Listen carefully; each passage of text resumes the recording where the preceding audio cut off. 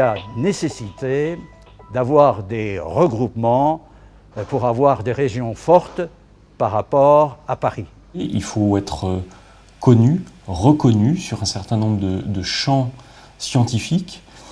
Et justement, le fait de se mettre ensemble permet de définir mieux ces champs qui sont souvent en association de différents domaines qui sont d'excellence en Franche-Comté et d'excellence en Bourgogne. Et bien, quand on les associe, on est plus fort ensemble, on est plus visible. La première chose à faire, c'est de voir ce qui existe entre les régions, quelles sont les particularités, par exemple, de la Bourgogne, de la Franche-Comté. Et après, les choses qu'il faudra surveiller, je pense, c'est la mobilité de ces publics.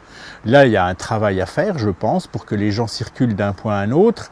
Il faudra aussi surveiller, je dirais, le réseau local, parce que les musiques actuelles, c'est une filière qui marche beaucoup sur de l'associatif, qui marche beaucoup sur des petits lieux, et des lieux plus importants comme les SMAC, mais il faut veiller à ce que les petits lieux et les initiatives locales, je dirais, perdurent. Si on ressort bien la richesse de ces territoires, en Franche-Comté, je connais moins la Bourgogne, mais on a des choses comme les festivals de la Paille, comme le festival Azimut, on a des locaux de répétition à Pontarlier, on a des tas de choses. Il faut que tout ça profite de cette fusion pour être encore plus mis en avant, je dirais.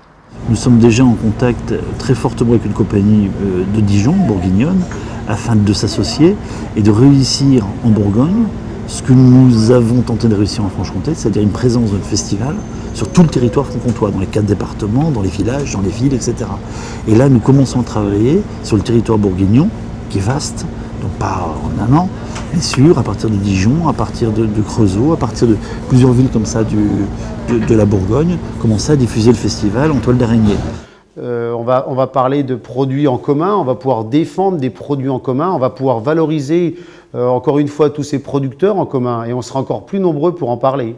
La chose qui peut nous faire gagner, c'est nous faire évoluer et devenir une grande région gastronomique, quoi, finalement.